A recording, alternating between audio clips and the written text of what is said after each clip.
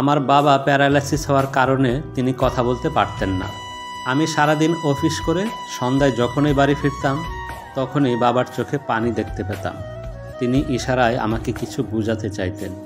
যদিও আমার স্ত্রী বলতো সে আমার বাবার খুব সেবা করে, কিন্তু এখন তার উপর আমার সন্দেহ হতে শুরু করেছে।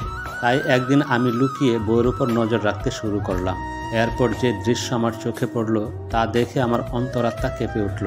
কেননা আমার বিয়ের কিছুদিন পরেই বাবার স্ট্রোক হয়, যার ফলে তিনি কথা বলার ক্ষমতা হারিয়ে ফেলেন। আমার বউ, সে বাবার নিজের মেয়ের মতোই ছিল। সে বাবার খুব খেয়াল রাখত, খাবার, ঔষধ সব কিছুর দেখাশোনা সেই করত। তাই আমি নিশ্চিন্ত ছিলাম যে আমার বউ বাবাকে তার নিজের বাবার মতোই ভালোবাসে আর সব সময় তার চিন্তা করে। বাবাকে নিয়ে নিশ্চিন্ত হয়ে আমি আমার ব্যবসার দিকে মনোযোগ দিতে শুরু করি, যাতে ব্যবসাটা আরও ভালোভাবে দাঁড় করানো যায়। কিন্তু কিছুদিন ধরে আমি লক্ষ্য করছি যে সব সময় বাবার চোখে পানি থাকে। আমি তার পাশে বসলে তিনি কিছু বলতে চাইতেন, কিন্তু পারতেন না। প্রথমে আমি ভাবলাম তিনি হয়তো সব সময় চুপ থাকতে থাকতে বিরক্ত হয়ে উঠেছেন, কিন্তু তারপর লক্ষ্য করলাম যে যখনই বাবা কিছু বলতে চাইতেন তখনই আমার বউ ঘরে ঢুকে পড়ত, আর তাকে দেখলেই বাবা চুপ হয়ে চোখ বন্ধ করে নিত। এতে আমার সন্দেহ আরও গভীর হয়। নিশ্চয়ই আমার বউ এমন কিছু করেছে যার জন্য বাবা তার সামনে কিছু বলতে সাহস পাচ্ছে না। একদিন আমি বউয়ের সাথে এই বিষয়ে কথা বললে সে বলল, তুমি নিশ্চিন্তে থাকো, আমি বাবার পুরো সেবা করি, তার কোনো কিছুর অভাব হতে দেই না। তাছাড়া তুমি তো জানো আমি ওনাকে কত ভালোবাসি। তার কথা শুনে আমি চুপ হয়ে গেলাম, কিন্তু আমার মনের সন্দেহ গেল না। তাই একদিন পরিকল্পনা করে বউকে বললাম, অনেক দিন হলো তুমি তোমার মায়ের সাথে দেখা করতে যাও না, তাই তুমি ওনার সাথে দেখা করে সন্ধ্যায় ফিরে এসো। আমারও জরুরি কাজ আছে, আমিও সন্ধ্যার আগে ফিরতে পারবো না। আমার কথা শুনে বউ অনেক খুশি হলো, আর আমি একটা ট্যাক্সি ডেকে তাকে তুলে দিলাম। সে চলে যাওয়ার পর আমি বাবার কাছে গেলাম এবং বাবাকে কাগজ কলম দিয়ে বললাম, আপনি যা কিছু বলতে চান তা এখানে লিখে দিন। এরপর বাবা যা লিখলেন তা পড়ে তো আমার মাথায় আকাশ ভেঙে পড়ল। কারণ আমার বউ তো যেদিন থেকে আমি বুঝতে শিখেছি সেদিন থেকে আমার মাকে সবসময় কাঁদতে আর বাবাকে তার উপর অত্যাচার করতে ও ঘৃণা করতে দেখেছি। শুরুতে আমি বুঝতেই পারতাম না যে মায়ের কোনো দোষ না থাকা সত্ত্বেও বাবা কেন মাকে এত ঘৃণা করেন। আমার মা অত্যন্ত সুন্দরী, বাবার চেয়ে বয়সে অনেক ছোট, ধার্মিক, পবিত্র আর শান্ত স্বভাবের মানুষ। তবু তার প্রতি বাবার ঘৃণা ছিল অসহনীয়। মাকে দেখলেই বাবার কপালে বাজ পড়ে যেত। আমার সামনেও বাবা মায়ের সাথে একই রকম ব্যবহার করতেন। বাবা জীবিত থাকা সত্ত্বেও আমি অনাথের মতো জীবন কাটিয়েছি। আমার খুব ইচ্ছে করত বাবা আমাকে একটু আদর করুক, ভালোবাসুক, আমার ইচ্ছেগুলো পূরণ করুক, কিন্তু তার ব্যবহার এতটাই রুক্ষ ছিল যে আদর তো দূরের কথা, তার সামনে আমি কথা বলারও সাহস পেতাম না। বরং বাবা বাড়িতে ফিরলেই আমার পা কাঁপতে শুরু করত। তবে বাবা আমার পড়াশোনার পিছনে খরচ করতে কুণ্ঠাবোধ করতেন না। তিনি আমাকে শহরের একটা নামকরা প্রাইভেট স্কুলে পড়াতেন। বাবার অনেক বড় ব্যবসা ছিল, কিন্তু তিনি মায়ের পিছনে 1 টাকাও খরচ করতে চাইতেন না। যখন আমি মাকে জিজ্ঞেস করতাম বাবা কেন এমন করেন, তখন মা চোখে পানি নিয়ে বলতেন, এমন কিছু না বাবা, তুই ভুল ভাবছিস, তুই শুধু নিজের পড়াশোনায় মনোযোগ দে। আমি বুঝতে পারতাম না বাবা কেন এত ঘৃণা করেন, কেন আমাদের ভালোবাসেন না, কেন আমাদের সাথে হাসি মুখে কথা বলেন না। মা তো বাবাকে ভীষণ ভয় পেতেন। বাবার বাড়ি ফেরার সময় হলেই মায়ের মুখ ফ্যাকাশে হয়ে যেত, আর বাবার আতঙ্কে মা সব কাজ তাড়াতাড়ি করার চেষ্টা করতেন। কিন্তু তবু বাবা কোনো না কোনো অজুহাতে মায়ের উপর চিৎকার করতেন, কখনো কখনো গায়েও হাত তুলতেন। বাবার ভাষা এতটাই কঠোর হতো যে আমার কচি হৃদয়েও সেগুলো সহ্য করা কঠিন হয়ে যেত। ধীরে ধীরে আমি বড় হতে লাগলাম, আর বাবার ঘৃণার কারণটা আমার কাছে স্পষ্ট হতে লাগলো। আমার বাবার বোন বিয়ের পর থেকেই বাবার কানে বিষ ঢালতে শুরু করেন। তিনি বলতেন, দাদা তুমি না তো সুন্দর আর না তোমার বয়স কম, তাই তোমার মতো লোকদের সুন্দরী যুবতী মেয়েরা পছন্দ করে না। তারা নিজের মতো সুন্দর তরুণ স্বামী চায়। তাই তুমি যদি তোমার বউকে মাথায় তুলে রাখো, তার পিছনে টাকা পয়সা খরচ করো, তার সামনে দুর্বল হও, তাহলে সে তোমাকে পায়ের নিচে মারিয়ে চলে যাবে। তাকে কাবু করে রাখো, তার প্রতি দয়া দাক্ষিণ্য দেখাবে না, তাহলে সে তোমাকে ভয় পাবে আর তোমাকে ছেড়ে যাওয়ার সাহস পাবে না। বাবার গায়ের রং শ্যামলা হলেও তার চেহারা খারাপ ছিল না, কিন্তু তার বোন তার মনে এত বিষ ঢেলে দিয়েছিল যে তিনিও বিশ্বাস করতে শুরু করলেন যে তিনি রূপহীন, কুৎসিত। তার স্ত্রী কেবল টাকার লোভে তাকে বিয়ে করেছে। এই কারণেই বিয়ের পর থেকেই বাবা মনে প্রাণে ঘৃণা করতে শুরু করেন মাকে। যদিও মা অত্যন্ত ভালো মানুষ ছিলেন। বাবার এমন ব্যবহারের পরেও মা সবসময় বাবার যত্ন নিতেন, সম্মান দিয়ে কথা বলতেন, বাবার একটু আদর ভালোবাসা পাওয়ার আশায় থাকতেন। আমি প্রায় সময় মাকে বাবার দিকে হা করে তাকিয়ে থাকতে দেখতাম, কেননা তিনি একজন মেয়ে যার অনেক চাহিদা ছিল, আবেগ ছিল, অনুভূতি ছিল, কিন্তু বাবা কখনোই সেসব পূরণ করার চেষ্টাই করেননি। মা প্রায় আমার ফুফুর পুরনো কাপড় পরে থাকতেন কিংবা মামি কিছু দিলে সেটা পরতেন। এসব দেখে আমার খুব কষ্ট হতো, আর আমি ভাবতাম মা কেন এমন একজন মানুষের সাথে থাকে। আমি মাঝে মাঝে তাকে বলতাম, চলো আমরা এই বাড়ি ছেড়ে অন্য কোথাও চলে যাই, কিন্তু মা সবসময় মুচকি হেসে আমার কাঁধে হাত রেখে বলতেন, সব ঠিক আছে বাবা। তখন আমি ক্লাস 10-এর ছাত্র। একদিন স্কুল থেকে বাড়ি ফিরে দেখি বাবা প্রতিদিনের মতো আজকেও মায়ের উপর চিৎকার করছে, গালাগালি করছে এবং অত্যন্ত নোংরা অভিযোগ করছে যে মা নাকি অন্য পুরুষের সাথে সম্পর্ক করে। মা চোখে পানি নিয়ে চুপচাপ কাজ করছিল, যেন এসব সহ্য করে নিতে তিনি শিখে গেছেন। কিন্তু এই দৃশ্য দেখে আমি আর নিজেকে সামলাতে পারলাম না। স্কুলের ব্যাগ ফেলে দিয়ে বাবার সামনে দাঁড়িয়ে কঠোর স্বরে বললাম, আজকের পর যদি তুমি মায়ের গায়ে হাত তোলো বা তার উপর এমন নোংরা অভিযোগ তোলো, তাহলে মনে রাখো আমি এই বাড়ি ছেড়ে মাকে নিয়ে কোথাও চলে যাব, আর কোনো দিন ফিরে আসব না। তখন থেকো তুমি তোমার ওই বোনকে নিয়ে, যে প্রতিদিন এই বাড়িতে এসে অশান্তি বাঁধায়। বাবার সামনে দাঁড়িয়ে এটাই ছিল আমার প্রথম প্রতিবাদ। এতে বাবা একদম চুপ হয়ে গেলেন, কেননা তিনি বুঝে গেলেন যে তার ছেলে বড় হয়ে গেছে। আর আমি নিজেও প্রথমবার বুঝতে পারলাম যে বাবা এটা ভালো করেই জানে যে আমি তার একমাত্র সন্তান, তার বৃদ্ধ বয়সের ভরসা। তাই আমাকে হারালে তিনি সব কিছু হারাবেন। আমার প্রতি ভালোবাসা না থাকলেও তিনি আমাকে তার শেষ আশ্রয় মনে করতেন। তাই তিনি কখনো চাইতেন না যে আমি মাকে নিয়ে তার জীবন থেকে চলে যাই। আমি মাকে নিয়ে ঘরের ভিতর গিয়ে তাকে সান্ত্বনা দিচ্ছিলাম। এমন সময় বাইরে থেকে ফুপুর কটু শব্দ কানে এলো। তিনি বলছিলেন, দেখলে তো দাদা, আমি বলেছিলাম না এই মেয়েটা অনেক চালাক, কিভাবে নিজের অসহায়ত্ব দেখিয়ে তোমার ছেলেকে তোমার বিরুদ্ধে করে দিয়েছে। তোমার ছেলে তোমার চোখে চোখ রেখে কথা বলেছে, এমনকি আমাকেও খারাপ বলে চলে গেল। তাই আমি বলি কি, এখনই এই ছেলেকে কাবু করো, নইলে তোমার হাতের বাইরে চলে যাবে। এই জন্যই কি তুমি ওর পড়াশোনার পিছনে এত টাকা খরচ করছো, যাতে ও বড় হয়ে তোমার বিরুদ্ধে দাঁড়ায়? ওকে বোঝাও যে তোমার টাকা ছাড়া ওর কোনো ভবিষ্যৎ নাই। আর যদি যেতে চায় যেতে দাও না মা ছেলেকে। যখন রাস্তায় ঘুরে ঘুরে না খেয়ে থাকবে তখন হুঁশ ফিরবে। ফুপুর এসব কথা শুনে তার প্রতি আমার রাগ এবং ঘৃণা চূড়ান্ত সীমায় পৌঁছে গেল। যদিও মনে মনে ভয় কাজ করছিল যে বাবা হয়তো ফুপুর কথায় প্রভাবিত হয়ে আমাদের বাড়ি থেকে বের করে দিবেন, কিন্তু বাবা সেসব কিছুই না করে চুপচাপ বাড়ি থেকে বের হয়ে গেলেন। বাবাকে চুপ থাকতে দেখে ফুপু নিজের বাড়ির দিকে রওনা হয়ে গেল। এরপর থেকে বাবা মায়ের উপর হাত তোলা বন্ধ করে দিলেন, এমনকি সে আর গালিগালাজও করতেন না। মায়ের চরিত্র নিয়েও আর কোনো কথা তুলতেন না। যদিও সে এখনও মায়ের পিছনে 1 টাকাও খরচ করেন না, কিন্তু তারপরেও আমি অনেক খুশি ছিলাম, কেননা আমার কাছে এটাই যথেষ্ট। আমার মাকে এখন আর মার খেতে হয় না, অপমানজনক কথা শুনতে হয় না। ফুপু এখনও আমাদের বাড়ি আসা যাওয়া বন্ধ করেনি। তিনি ও তার সন্তানেরা বাবার টাকায় আয়েশ করতেন। বাবাও তার ভালোবাসা তাদের উপর বিলাতেন। এসব দেখে আমার রক্ত গরম হয়ে যেত। তাই আমি নিজেকে পড়াশোনায় এতটাই ব্যস্ত করে ফেললাম যে কোনো কিছুই আর পরোয়া করতাম না। মা ছাড়া বাড়ির কারো প্রতি আমার কোনো টান ছিল না। যদিও মা আমাকে বুঝাতেন এবং বলতেন, মন খারাপ করিস না বাবা, কাল যখন তুই সফল হবি তখন সব কিছুই তোর হবে। আর যদি তোর বাবার কথা বলিস তবে উপরওয়ালার কাছে প্রার্থনা কর, তিনি যেন তাকে সৎ বুদ্ধি দেয়। আমি শুধু চাই তুই এমন কিছু কখনো করিস না যাতে কেউ বলে তোর মা তোকে ঠিকভাবে মানুষ করতে পারেনি। এছাড়া মা আরও বলতেন, তুই প্রায়ই আমাকে জিজ্ঞাসা করিস যে আমি কেন তোর বাবার সাথে তর্ক করি না, কেন তোর বাবার মতো এমন একজন মানুষের সাথে থাকি। তার কারণ, যদি আমি তর্ক করি বা নিজের অধিকারের জন্য কথা বলি, তাহলে হয়তো উনি রেগে গিয়ে আমাকে এই বাড়ি থেকে বের করে দেবেন আর তোকে আমার কাছ থেকে কেড়ে নেবেন। আমি তোকে ছাড়া বাঁচতে পারবো না রে বাবা, তুই আমার একমাত্র ভরসা। তুই আমাকে কথা দে, তুই তোর বাবার সাথে কখনো তর্ক করবি না। মায়ের কথা আমার হৃদয় ছুঁয়ে গিয়েছিল, তাই আমি মায়ের কথা মেনে নিজের কাজে মনোযোগ দিলাম। সময় দ্রুত এগিয়ে চলতে লাগলো আর আমি ভালো রেজাল্ট করলাম। আমার সাফল্যে মা যেমন খুশি হয়েছিলেন, তেমনি বাবাও খুব খুশি হয়েছিলেন এবং আমাকে জড়িয়ে ধরতে চেয়েছিলেন।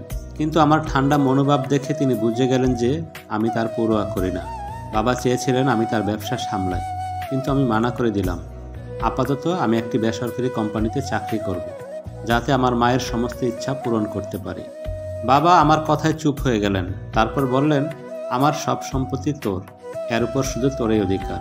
তাই আমি চাই তুই সব কিছু বুঝে নে, যাতে বাকি দিনগুলো আমি শান্তিতে কাটাতে পারি। কিন্তু তোর যখন ইচ্ছে নেই, তুই যা ঠিক মনে করিস কর, কিন্তু তুই যেমন খুশি এই সম্পত্তি আর ব্যবসা ব্যবহার করতে পারিস, কেউ তোকে কোনো প্রশ্ন করবে না। বাবার এই কথার মাধ্যমে পরিষ্কার হয়ে গিয়েছিল যে এখন আমি যা চাই তাই করতে পারি। এই কথা শুনে আমার ফুপুর রাতের ঘুম উড়ে গেল, কারণ তার নজর ছিল তার ভাইয়ের সম্পত্তির উপর। সে সবসময় চাইতো তার ভাই সারা জীবন তার স্ত্রী এবং সন্তান থেকে দূরে থাকুক। সে হয়তো ভাবত তার উদ্দেশ্য সফল হয়েছে, কিন্তু এটা তার ভুল ধারণা ছিল। কেননা বাবা যতই তার বোনকে ভালোবাসুন না কেন, তার কাছে তার সন্তানের চেয়ে বড় কেউই ছিল না। আমার দিকে বাবার যুগ দেখে আমার ফুপুর অবস্থা খারাপ হয়ে গেল এবং সে একটা নতুন চাল চালল, যা আমার জন্য খুব বড় একটা ধাক্কা ছিল।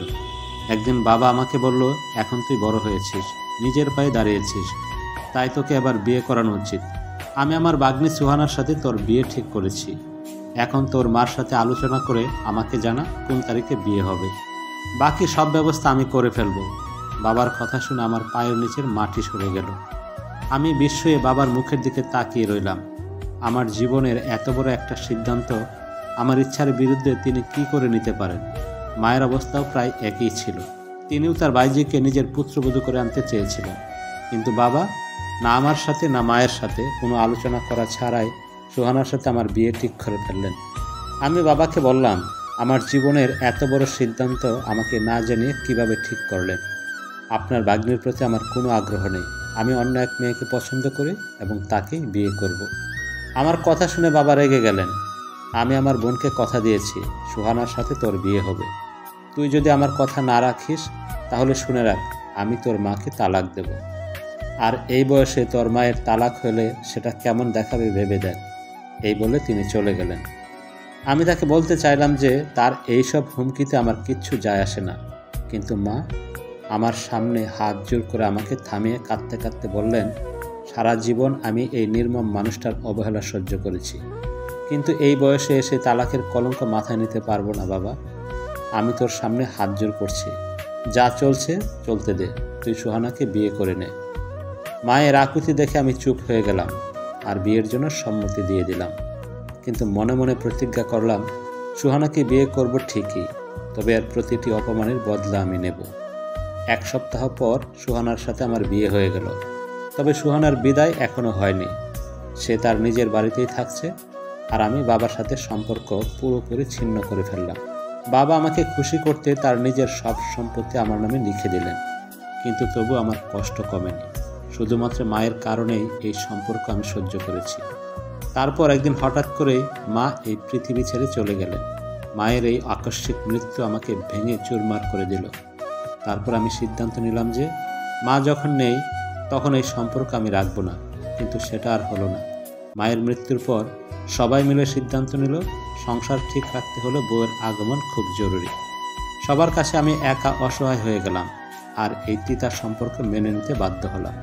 সুহানা বউ সেজে বাড়িতে আসার পর আমাকে আকৃষ্ট করার অনেক চেষ্টা করলো, কিন্তু আমি সবসময় ওর থেকে দূরত্ব বজায় রাখতাম, কখনো গুরুত্ব দিতাম না, এমনকি তার সাথে কথাও বলতাম না। সে যদি কিছু বলতো আমি কোনো উত্তর দিতাম না। বাবা সব কিছু দেখতেন, কিন্তু এখন তিনি একদম নীরব হয়ে গিয়েছেন। আমার এই ব্যবহার একদিন মামার চোখে পড়ে গেল। তারপর তিনি আমাকে তার বাড়িতে ডেকে খুব স্নেহভরে বললেন, দেখো বাবা, আমি সারা জীবন আমার বোনকে শুধু হাহাকার আর নিঃশব্দে কান্না করতে দেখেছি।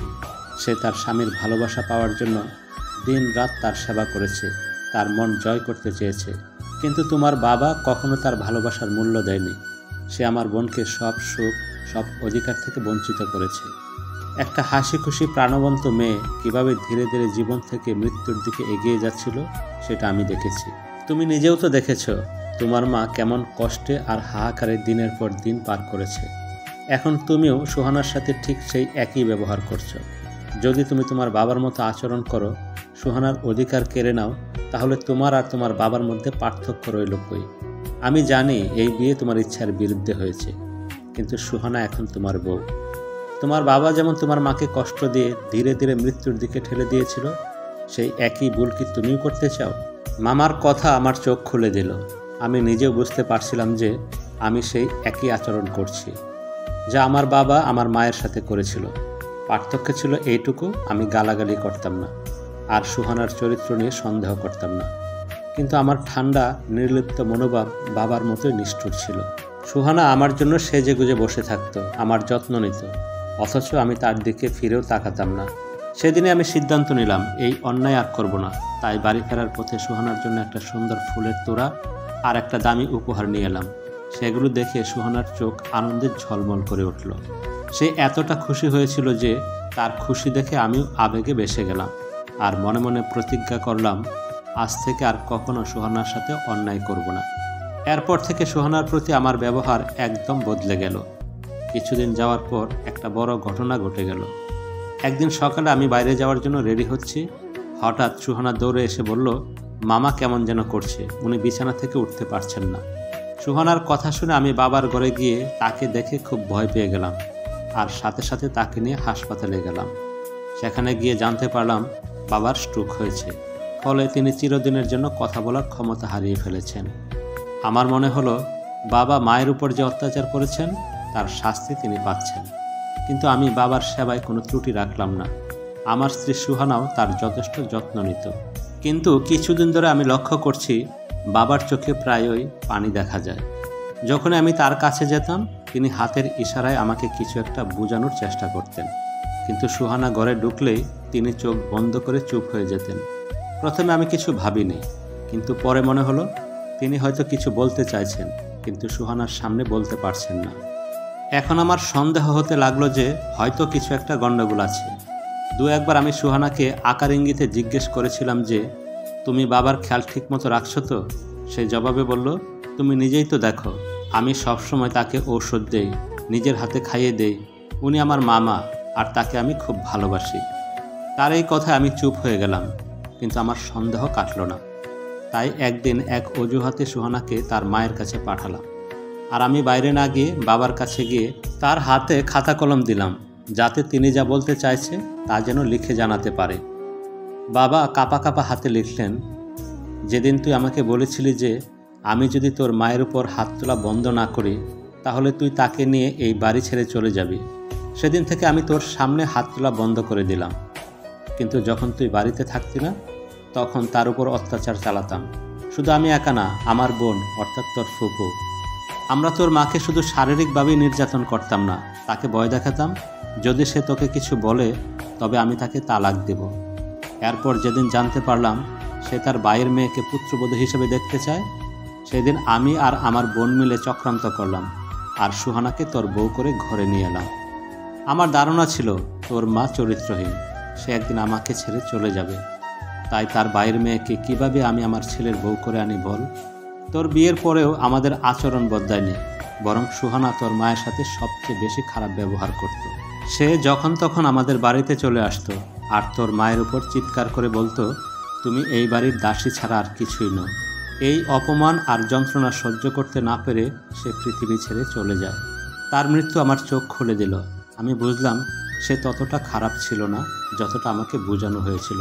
তোর মায়ের মৃত্যুতে আমি ভেঙে পড়লাম। এরপর এই বাড়িতে সুহানা এলে তার আসল রূপ আমার চোখের সামনে আসে। সারা জীবন আমি তোর মাকে চরিত্রহীন ভাবতাম, অথচ আসল চরিত্রহীন হলো আমার নিজের বাগ্নী, মানে তোর বউ সুহানা। তুই যখন বাইরে থাকিস তখন সে পর পুরুষের সাথে নোংরামি করে কাটায়। সে আমায় মারতে চায়, তাই প্রায় সময় আমাকে না খাইয়ে রাখে। আমার সব ঔষধ বদলে দিয়েছে যাতে আমার শরীর আরও খারাপ হয়ে যায়। সুহানাকে তোর বউ বানিয়ে সম্পত্তির মালিকানা দখল করা শুরু থেকেই মা মেয়ের এই পরিকল্পনা ছিল। সম্পত্তি একবার নিজের নামে করে নিলেই তোকে সরিয়ে দিতে এক মুহূর্ত দেরি করবে না। যখন থেকে আমি এসব বুঝতে পেরেছি তখন থেকে ভিতরে ভিতরে পুড়ে মরছি। আমাকে ক্ষমা করে দিস বাবা, আমি তোর জীবনটা নষ্ট করে দিয়েছি। এখন তুই নিজের সিদ্ধান্ত নিজে নিতে পারিস। চাইলে এই মেয়েটাকে ছেড়ে নতুন করে জীবন শুরু করতে পারিস। যদি পারিস আমাকে ক্ষমা করে দিস। এটা পড়তে পড়তে আমার চোখে পানি এসে পড়ল আর আমি এক দৃষ্টিতে বাবার দিকে তাকিয়ে রইলাম। মার জীবনটা আমার বাবা নরক বানিয়ে দিয়েছিল, একটা দিন তাকে শান্তিতে থাকতে দেয়নি। আমি অনেকক্ষণ নির্বাক হয়ে রইলাম। তারপর বললাম, বাবা আমি তোমাকে কোনোদিন ক্ষমা করব না। এরপর সুহানাকে আমি ডিভোর্স দিলাম এবং আবারও বিয়ে করে নতুন জীবন শুরু করলাম, আর বাবার জন্য একজন পার্মানেন্ট নার্স রেখে দিলাম। প্রিয় বন্ধুরা, এই ছিল আমাদের আজকের গল্প। ধন্যবাদ।